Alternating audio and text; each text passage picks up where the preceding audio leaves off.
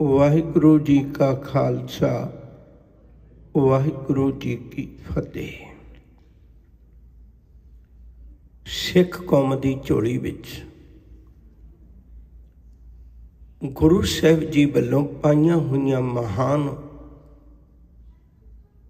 वो पावन ते पवित्र दातां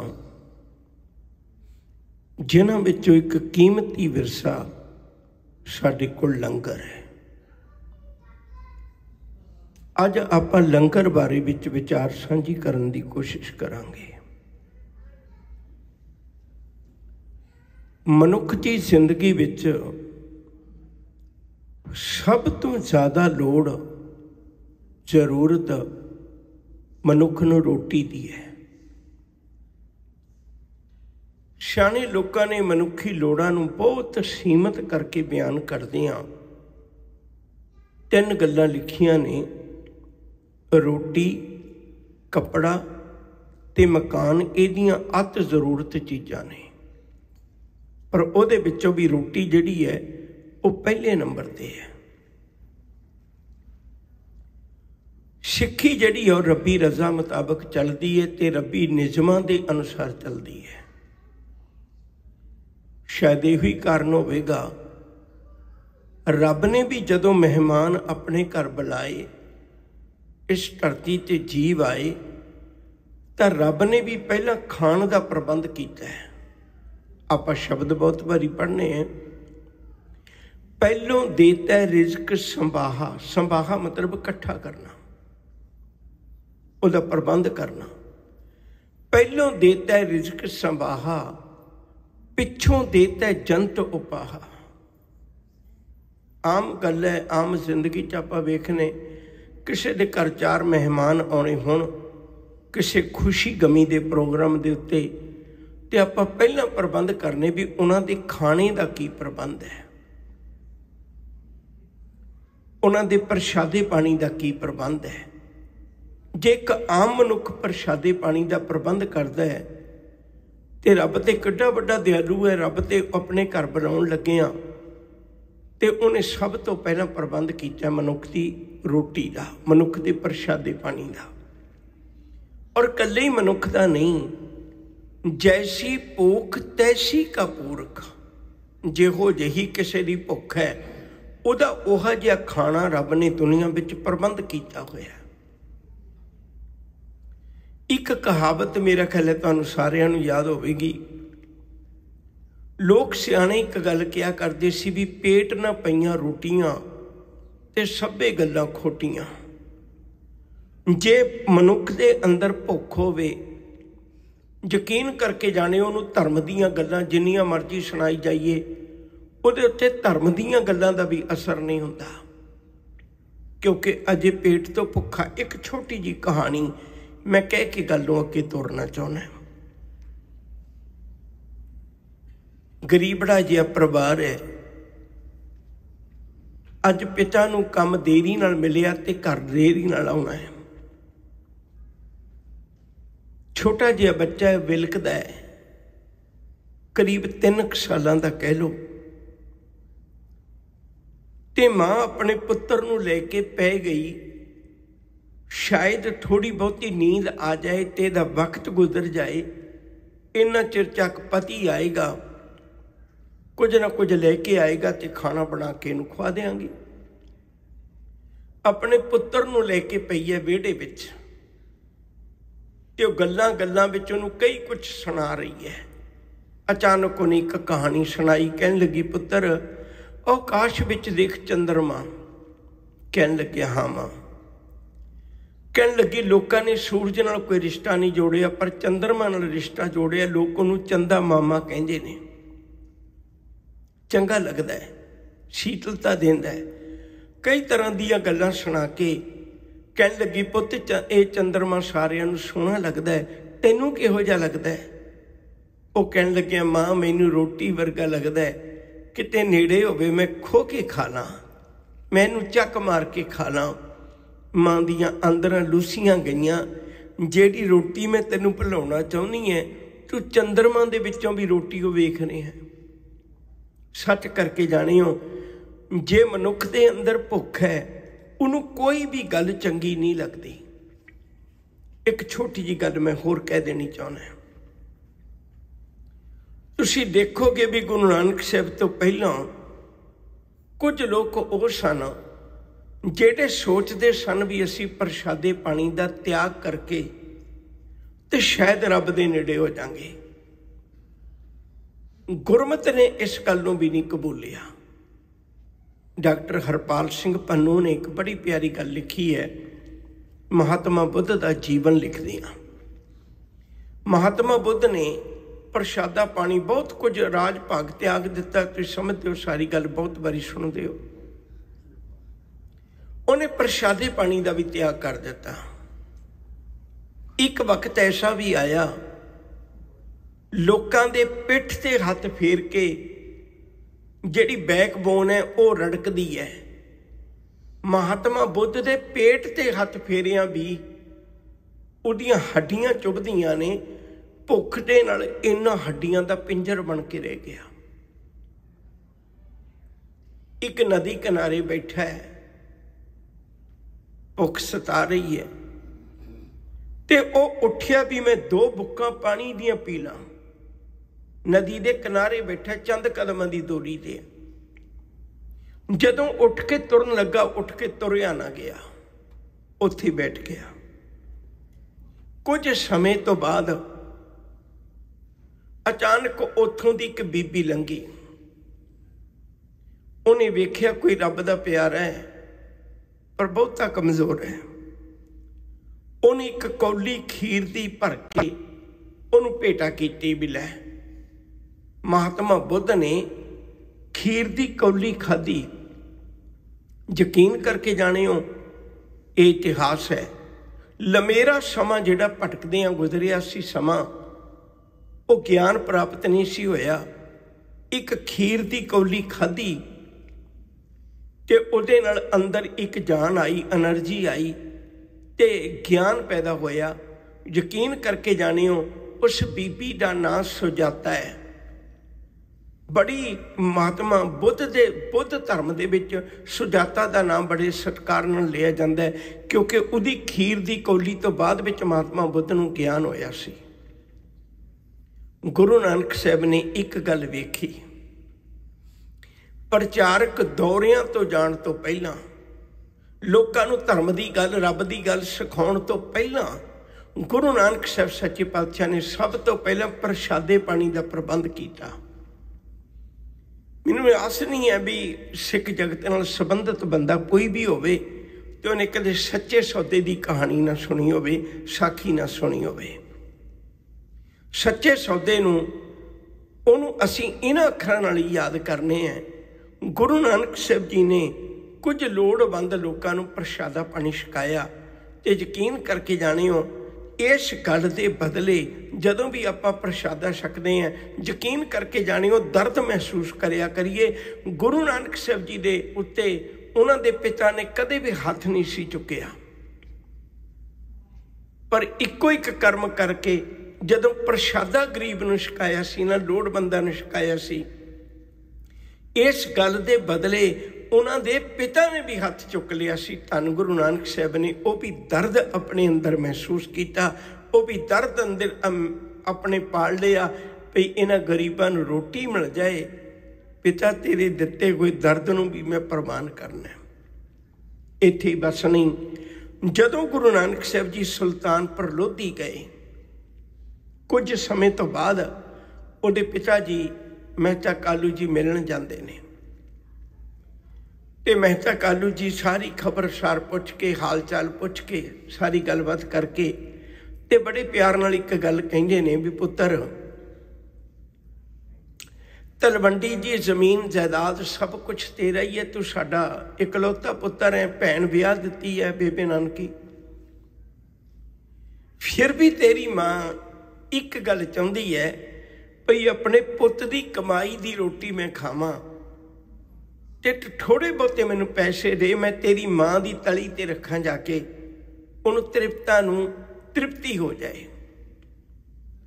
ਗੁਰੂ ਨਾਨਕ ਸਾਹਿਬ ਪਿਆਰ ਨਾਲ ਕਹਿਣ ਲੱਗੇ, ਪਿਤਾ ਜੀ ਮੋਦੀਖਾਨੇ 'ਚ ਕਮਾਈ ਬੜੀ ਹੁੰਦੀ ਹੈ, ਬੜਾ ਪੈਸਾ ਇੱਥੇ, पर मैं हथ जोड़ा भी तुहाडे जोगे देण जोगे पैसे मेरे कोल हजे भी नहीं, मैं सांभ के रखे ने। कित्थे रखे ने? नानकी कोल है? कहने नहीं। दौलत खां दे कोल है, जिहड़ा जीजा माफ करे जिहड़ा उस वेले दा नवाब है उहदे कोल है। भाई जयराम कोल है, जीजे कोल है? कहने नहीं। कित्थे ने? कहन लगे कल शामी तुसीं मेरे नाल चलिओ, जिन्हां जिन्हां दे कोल पैसे ने तुहानूं सारे दसणगे। शाम नूं पिता जी ਅਤੇ गुरु नानक साहब जी सुल्तानपुर लोधी दे विच गेड़ा कढ़दे ने। कोई खलोता बजुर्ग उम्र दा वो गुरु नानक साहब दे पिता दे चरनी हथ लाउंदा है। मैं तां कालू जिस दिन दा तेरा पुत सुल्तानपुर लोधी आया ना, सच करके जानी असी रोटी रज के खाने हैं। महीने च नूं बड़े दिन आउंदे सन जिस दिन साडे घर दा चुल्हा गर्म नहीं सी हुंदा। हुण महीने च नूं एक दिन भी नहीं आउंदा जिस दिन साडे घर रोटी ना पकदी होवे। कोई गरीब अपने बच्चिआं नूं लई खलोता है, कोई माँ अपने बच्चिआं नूं लई खलोती है, कोई जवान अपने बजुर्गां नूं लई खलोता है। बड़े वक्त ऐसे आउंदे ने कोई काम करना भी चाहे, कई वक्त ऐसे आउंदे ने जदों काम नहीं मिलता ते गरीब दे घर दी रोटी बंद हो जाती है। जिस दिन दा तेरा पुत आया, सच करके जानी ये सच्चे सौदे चूड़ काने च नहीं करता, ये सच्चे सौदे इत्थे भी करता है। किसी गरीब का घर किसी का बच्चा कोई हौंका लेके नहीं सौंदा, रात नूं भुखा नहीं सौंदा, गरीब तो गरीब भी रज के सौंदा है। तीजी गल, जदों गुरु नानक साहब जी कश्मीर की धरती ते गए, कश्मीर की धरती उत्ते मटन का एक इलाका है, अजकल उन्होंने मटन साहब कहने हैं।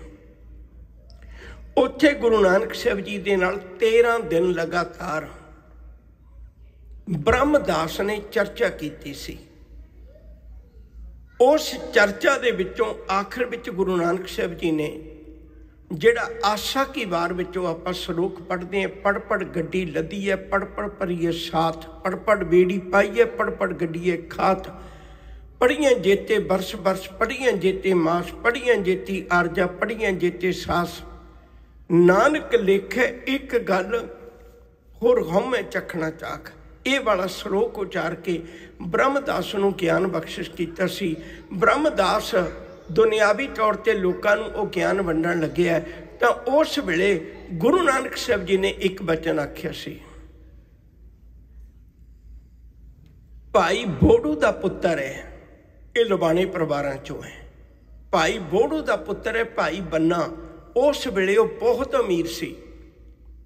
भाई बन्ना भी गुरु नानक साहब की महिमा नूं सुन के गुरु चरणों में आया, हाथ जोड़ के बेनती करन लगा, सतगुरु कृपा करो मेरे लायक की सेवा है। गुरु नानक साहब ने उदों आख्या सी, कहन लगे ब्रह्मदास गुरु शब्द की रब की गल करिया करेगा, भाई बन्ना जी तुसी लंगर का प्रबंध करिया करना है। और यकीन करके जानियो करतारपुर साहब दे विच गुरु नानक साहब सच्चे पातशाह दे घर दे लंगर का प्रबंध जिहड़ा है वो बहुतात भाई बन्ने दे पैसे नाल हुंदा सी। करतारपुर साहब दे विच भी बहुत बड़ा लंगर उस वेले दा प्रबंध बनाया होया सी। अगली गल चलीए, गुरु अंगद साहब सच्चे पातशाह दे घर, उन्हां दे घर भी महिमा लंगर की 2 तरीकों नाल जुड़ी हुई है। पहली, गुरु नानक साहब जी का एक वचन उस भाई लहणे ने सुनिया सी, भाई जोत कोलों। भाई जोत जिहड़ा खडूर साहब का रहने वाला है। अमृत वेले इशनान करदियां एक शब्द पढ़ रहा है जिहड़ा आसा की वार की 21वीं पौड़ी है। ਉਹਦੇ ਵਿੱਚੋਂ शब्द पढ़दे हाँ, जित सेवे सुख पाई है सो साहिब सदा संभाली है, जित कीता पाई है अपना सा कार बुरी क्यों घाली है, मंदा मूल ना कीजई दे लम्मी नदर निहाली है, जो साहिब नाल ना हारी है ते वेहा पासा ढाली है कि शलाही उपर घाली है। शब्द सुनिया बाबे लहणे दे दिल विच वस गया। भाई जोत कोलों पुछया मैं किसी वेदां ग्रंथां विचों ही नहीं पढ़िया। साडा परिवार लंबे समय तो जांदा है। वो कहन लगे वेदां ग्रंथां विचों नहीं, धन गुरु नानक साहिब जी की रचना तो उचारिया शब्द है, मन विच विचार बनी शब्द है, मैं मिलांगा। पर अचानक प्रैक्टिकल देखने का मौका भी मिल गया। एक गरीबड़ा जिहा बंदा बाबे लहणे की दुकान ते रोज़ आया करता सी। गुरु अंगद साहब जी दुकानदारी करते सन, इन्हां दे पिता भी दुकानदार सन, भाई फिरू जी। दुकान ते रोज़ राशन लैन आउंदा है, जिहड़े रोज़ दे गाहक हुंदे ने उन्हां नाल जान पहचान हो जाती है। उन्हें थोड़ा जिहा आटा रोज़ लेना, थोड़ा जिहा नमक मिर्च जो घर दीयां जरूरतां सन, दाल लैनी। अज भी 4-5 दिनों तो बाद वो आया, उहदा नाम भाई सिंहा। आके कहन लग्या भी मैनू इन्ना को राशन दे दिओ। बाबा लैणा जी कहन लगे भी तेरे घर च कौन कौन है? कहन लगे असीं 3 जने हैं, मैं है, मेरी घरवाली ते मेरी बच्ची है। कहन लगे पर इत्थे राशन बड़ा थोड़ा है, इन्ने काटे नाल ते 3 प्रशादे मसां बनने ने, ये तो एक बंदे की खुराक भी नहीं है।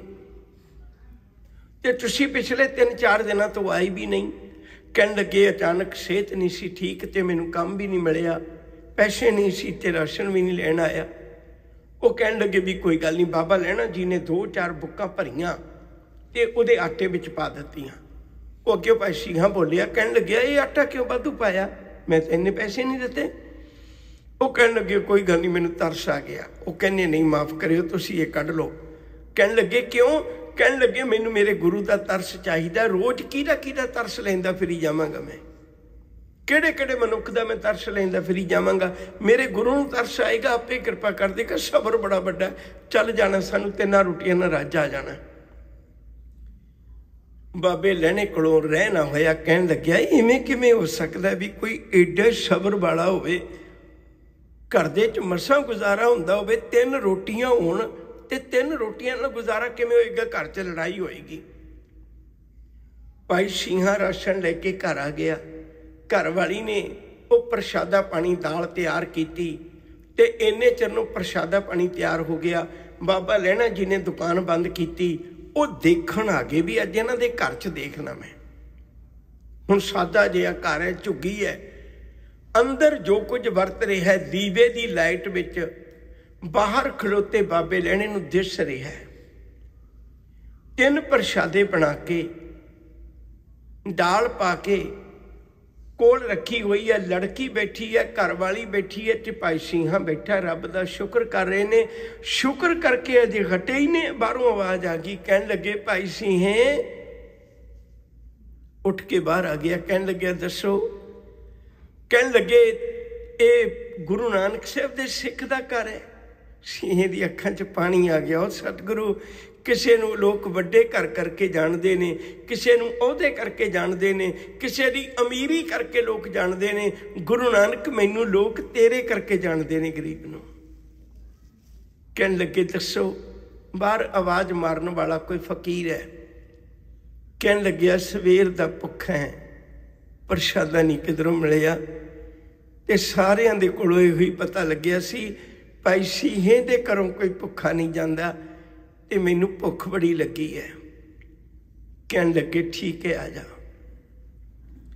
भाई सिंहे दे घर बैठ के उन्हें प्रशादा पानी छकिया। 2 रोटियां उन्हें खा लियां, 1 बची है। बाबा लहणा जी देखते ने भी 1 रोटी पिछे ते कलेश होएगा। घर वाली कहेगी घर की रोटी पूरी नहीं हुंदी, तुसीं फकीरां नूं आवाज़ां मारी जांदे हो। हैरानी उदों हुई जदों घर वाली कहन लगी साइयां दूजियां दे बेड़े काम करना हुंदा है, अगले निचोड़ दिंदे ने शाम तक, ते तुसीं ये प्रशादा छक लो, मैं सार लांगी। भाई सिंहा कहन लग्या ना भलीए, ये बच्ची ने भी तेरे कोलों खुराक लैनी है, प्रशादा तू छक लै। पति पत्नी नूं कहंदा, पत्नी पति नूं कहंदी है। आखिर फैसला होया, दोनों ने अद्धा अद्धा प्रशादा छक लिया। बाबे लहणे कोलों बर्दाश्त ना होया, कोल आके कहन लगे ओ भाई सिंहे, तेरा घर देख के लगता है तेरे कोल गरीबी बहुत होगी, पर तेरा कर्म देख के लगता तेरे कोल अमीरी बहुत है। तेरे वर्गा अमीर कौन हो सकता है? ਜਿਹੜਾ 3 ਪ੍ਰਸ਼ਾਦਿਆਂ ਚੋਂ ਵੀ 2 ਕਿਸੇ ਨੂੰ ਵੰਡ ਦੇਵੇ, ਉਦੋਂ ਅਮੀਰ ਕੌਣ ਹੋ ਸਕਦਾ ਹੈ? ਭਾਈ ਸੀਹੇ ਤੂੰ ਸੱਚ ਦੱਸ, ਏਡਾ ਵੱਡਾ ਸਬਰ ਕਿੱਥੋਂ ਸਿੱਖਿਆ? ਉਹ ਕਹਿਣ ਲੱਗੇ ਧੰਨ ਗੁਰੂ ਨਾਨਕ ਸਾਹਿਬ ਦੇ ਘਰੋਂ। ਲੰਗਰ ਉਹ ਹੈ ਜਿਹੜਾ ਇਵੇਂ ਦੀ ਪ੍ਰੇਰਨਾ ਪੈਦਾ ਕਰ ਜਾਂਦਾ ਹੈ। ਬਾਬਾ ਲਹਿਣਾ ਗੁਰੂ ਨਾਨਕ ਸਾਹਿਬ ਦੇ ਚਰਨਾਂ ਵਿੱਚ ਗਏ ਤੇ ਸਦਾ ਲਈ ਗੁਰੂ ਨਾਨਕ ਸਾਹਿਬ ਦੇ ਹੋ ਗਏ। ਤੀਜੇ ਪਾਤਸ਼ਾਹ ਗੁਰੂ ਅਮਰਦਾਸ ਜੀ, ਉਹਨਾਂ ਦੇ ਚਰਨਾਂ ਵਿੱਚ ਜਦੋਂ ਆ ਕੇ ਅਕਬਰ ਨੇ ਲੰਗਰ ਛਕਿਆ ਸੀ, ਯਾਦ ਰੱਖਿਓ 4 ਗੱਲਾਂ ਬੜੀਆਂ ਅਦੁੱਤੀ ਹੋਈਆਂ ਸੀ, ਸ਼ਾਇਦ ਆਮ ਨਹੀਂ ਹੁੰਦੀਆਂ।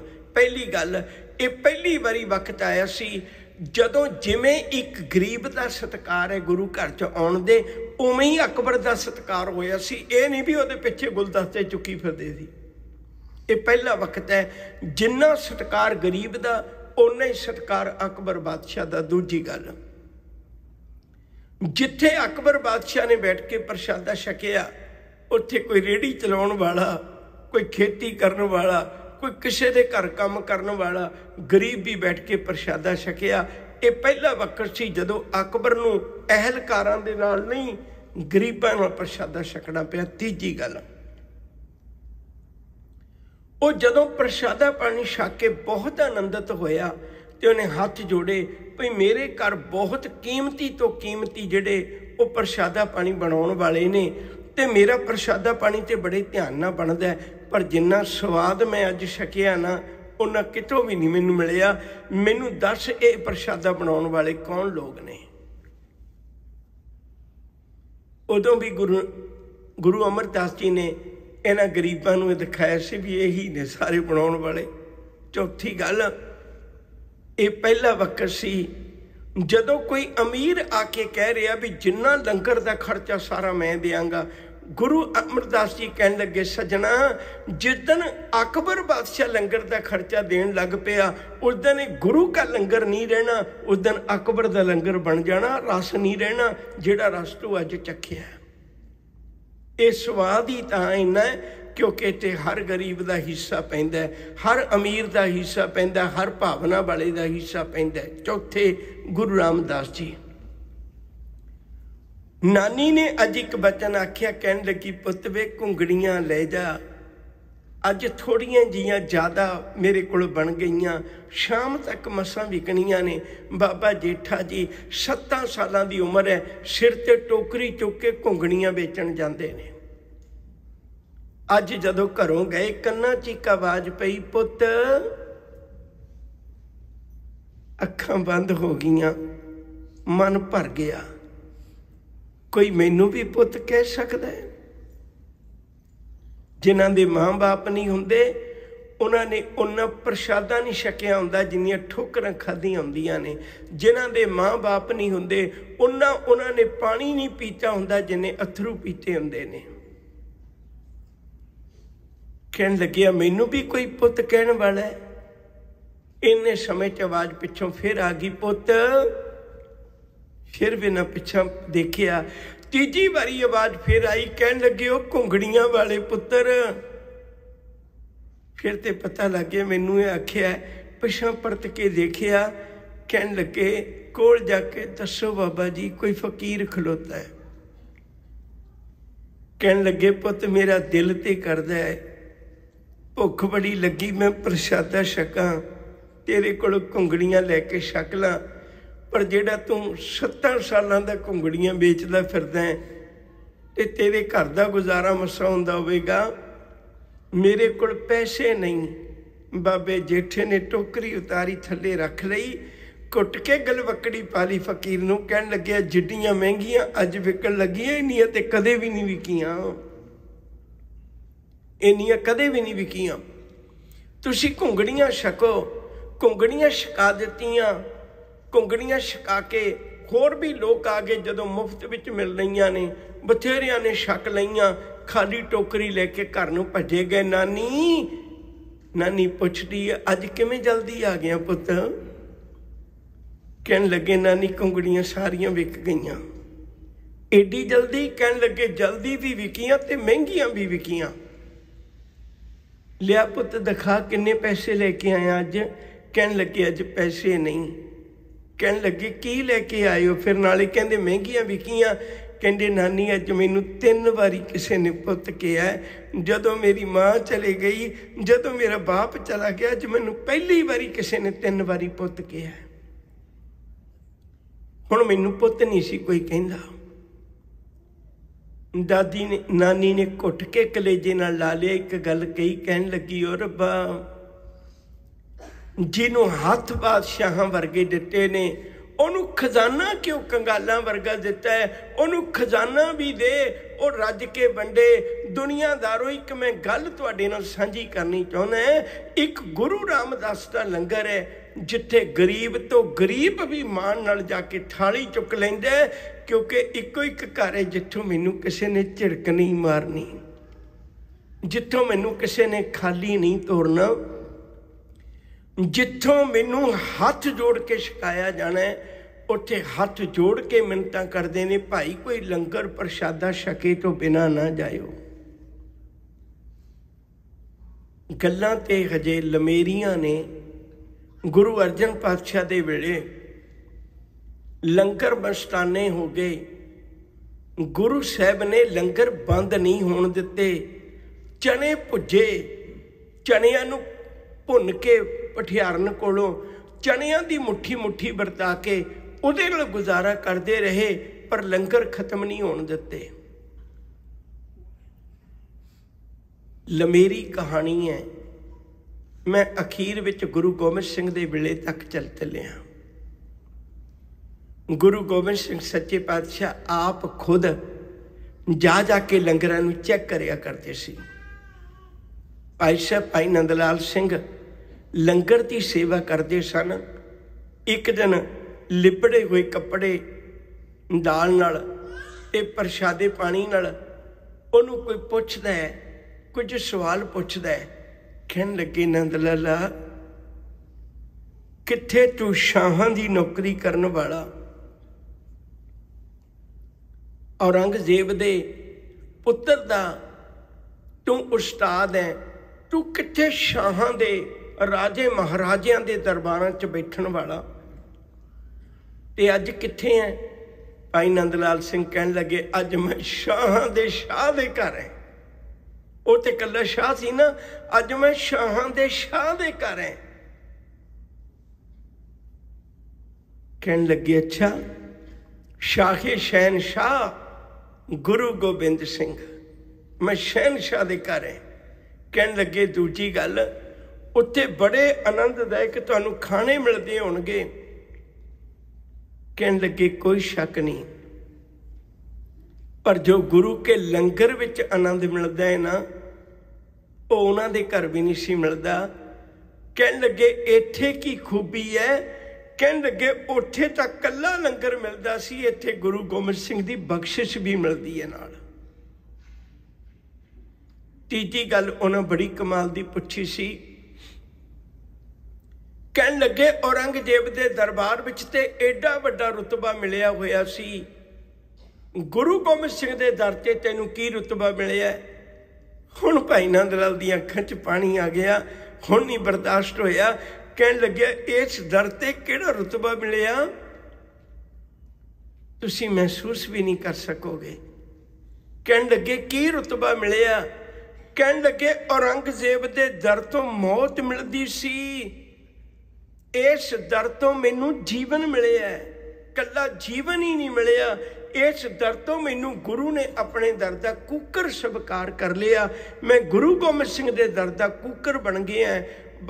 उन्होंने बचन आखे ने लाल सग गुलाम गुरु गोबिंद सिंह, दागदारे नाम गुरु गोबिंद सिंह। दूजी गल कहनी चाहना है, भाई नंद लाल सिंह गुरु गोबिंद सिंह लिए आप थाली लेके आया करते सन।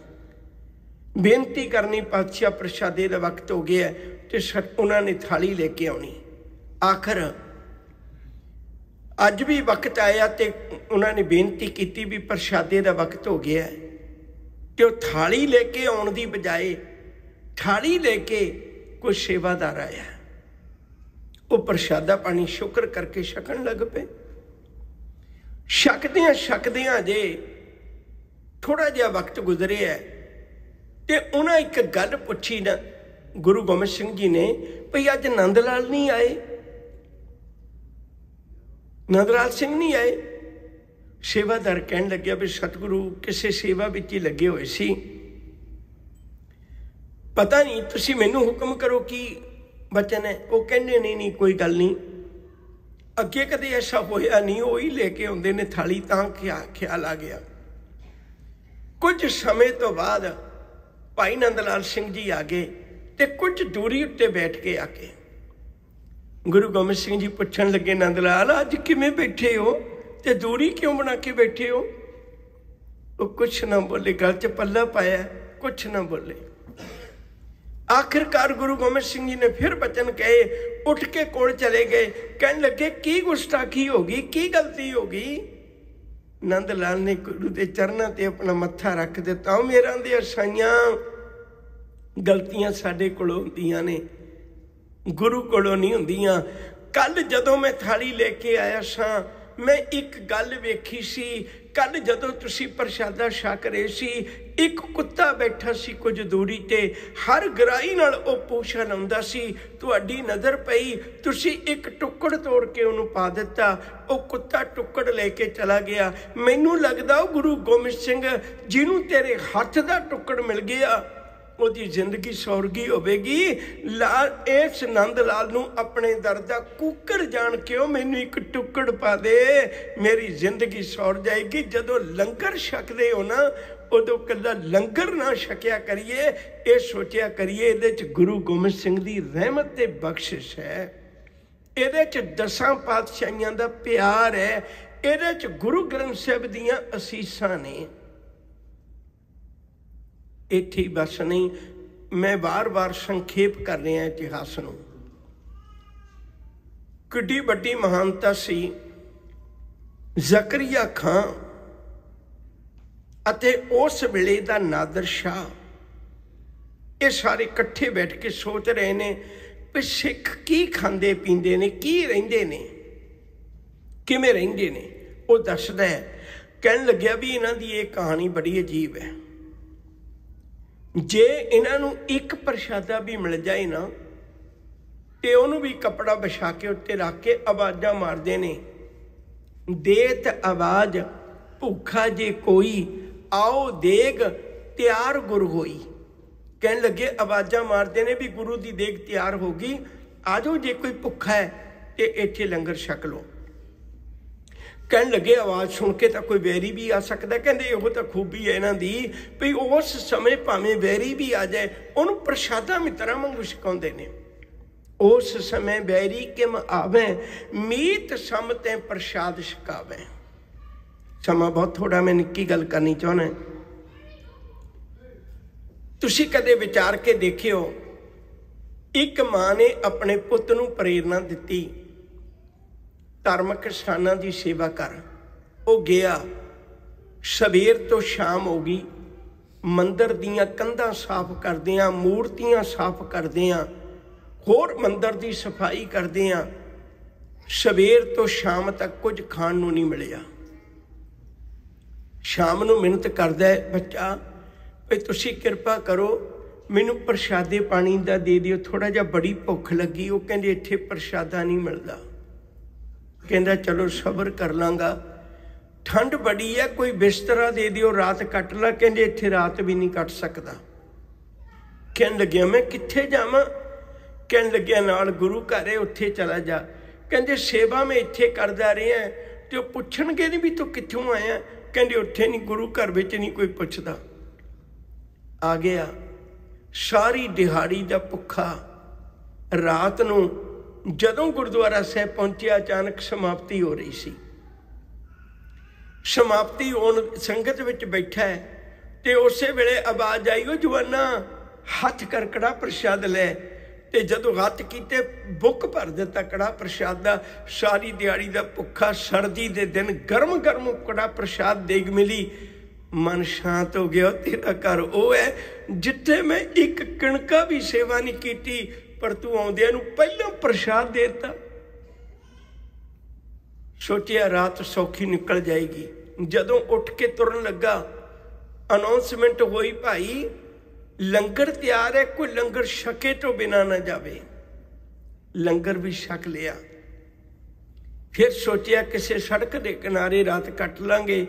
अचानक फिर दोबारे आवाज़ कन्ना विच पई, भई जिन्हां ने रात कटनी ना लिखवा के बिस्तरा ले लो। रात कट्टण दी भी बिस्तरा मिल गया। सारी रात फिर ना सुता वो नौजवान बच्चा, उहदा नां राम जी दास है। गुरु दे लंगर ने, गुरु दे प्रसाद ने उहदा मन बदल दिता। गुरु दे लेखे लग गया। वो राम जी दास अज दुनिया भर च मशहूर है। उहदा नाम भगत पूर्ण सिंह पिंगलवाड़े वाला है, जिन्हें हज़ारों लोगों के मुख विच रोटी पाई। उन्हें गुरु के लंगर छक के अपना जीवन बदलाया सी। भाई गुरदास जी का एक बचन है बड़ा प्यारा। भाई साहब आखते ने, बड़ी ध्यान नाल सुनियो जी इस बचन नूं। उन्हें दो चीज़ों नाल इस नूं कंपेयर किया है। कहन लगे, जे तू किसी गरीब नूं लंगर छकाउणा है ना तो जेते रखी। उन्हें उदाहरण दी है धरती की। धरती बीज बिजाए सहस फलाया। कहते धरती विच बीज पा दिओ, सैकड़े गुणा बना के तुहानूं वापस दिंदी है। गुरसिख मुख पवाए ना लेख लिखाया। पर कहते किसी नूं लंगर छका दिओ, उदा ते लेखा ही नहीं हो सकता। कलम दुहात लिख ही नहीं सकती उदा, जे किसी नूं लंगर छका दईए। दूजी उदाहरण भाई गुरदास दी पंक्तियां ने, धरती दे फलाए जोई फल पाया। कहते धरती उसे फल नूं कई गुणा करके दिंदी है जिहड़ा बीजे है। जे कणक बीजी है तो कणक मिलेगी, मक्की बीजी तो मक्की मिलेगी। गुरमुख मुख समा, गुरसिख मुख समाए सब फल पाया। कहते पर इत्थे तां तू प्रसादा छका किसे नूं, इत्थे एक दात दे बदले एक नहीं मिलती। सब फल पाया, सारे फल प्राप्त हो जाएंगे। अगली गल बड़ी कमाल दी भाई गुरदास जी आखदे, कहते हो सकदा किसे दे कोल फुरसत ना होवे, इन्नी समर्था ना होवे। कहते धरती तो एक जगह ते हथ खड़े कर जाती है। किहड़े हथ खड़े कर जाती? बीजे बाज ना खाए ना धरत जमाया। धरती की जिन्नी मर्जी मिहनत करे भी मेरे को बीज पाउण जोगी समर्था नहीं है। तू धरती तो मेरी ही है ना, तो मैनू इस तरह तू फल दे दे। कहते वो नहीं दिंदी। बीजे बाज ना खाए ना धरत जमाया। पर दूजे पासे गुरमुख चित बसाए इछ पुजाया। कह लगे तू ये सोच ही ले भी सतगुरु में तेरे घर लंगर करवावांगा, गुरु इच्छा पूरी कर देगा तेरी। हजे लंगर करवाया भी नहीं तेरे को, जदों समर्था हुई उदों करवा ली। हजे करवाया भी नहीं, हजे सोचिया ही है, गुरु ते तेरी इच्छा उदों भी पूरी कर देगा। प्यार वालियो, अज बहुत जरूरत है। लंगर का मतलब कल्ला लंगर नहीं। लंगर का मतलब जिथे आपां इकट्ठे होके बैठते हैं, साडे बच्चों की सांझ बनेगी, साडी परिवारक सांझ बनेगी, साडे रिश्ते गूढ़े होणगे। दूजे कल्चर वालियां नूं साडे कल्चर विच लोड़ नहीं पेगी किधरे आसे पासे देखण दी। अज बहुत जरूरत है। कल्ले लंगर की गल नहीं हुंदी। जब प्रशादा तुसीं घर भी छका सकते हो किसी नूं, पर जिहड़े घर प्रशादा छकाओगे वो तुसीं सिलैक्टड बंदे बुलाओगे भी इन्हां नूं मैं बुलाउणा है। पर जदों कोई गुरु दे घर लंगर करवाउंदा है, उदों पता नहीं किहड़ा गरीब आके छक जाए, उहनूं तुसीं सद्दिया भी नहीं हुंदा। और जान लग्गिया पता नहीं अपने मूँह तो किहड़ा बचन कर जाए। अज साडियां रवायतां टुटदियां जा रहीआं ने, असीं अपने विरसे तो विछड़दे जा रहे हैं। लोड़ है गुरु घर बैठ के लंगर, बच्चे का जन्मदिन है, एक कल्ला लंगर नहीं करवाया, गुरु नानक दियां बरकतां लेके चले हैं, गुरु नानक दियां रहमतां लेके चले हैं। किन्ना चंगा होवे जे अपने विरसे नाल जुड़िए, लंगर प्रशादे पानी विच आप लंगर करवाइए ते बैठ के नाल लंगर छकीए। सांझ साडी पक्की होवे, गुरु नाल भी सांझ पक्की होवे। उत्थे तां कल्ले होटल विच जां किसे रेस्टोरेंट विच प्रशादा छका के चले जाओगे, पर इत्थे दो ने। लंगर चलै गुर शब्द हर टोट ना आवी खट्टी है। वो कल्ला प्रशादा नहीं छके जाएगा, वो इत्थों गुरु दे घरों थाल विच पईयां 3 वस्तुआं दी दात भी लेके जाएगा। समा बहुत हो गया, भुल्ला चुकां दी खिमा। प्यार नाल आखो जी वाहिगुरू जी का खालसा वाहिगुरू जी की फतेह।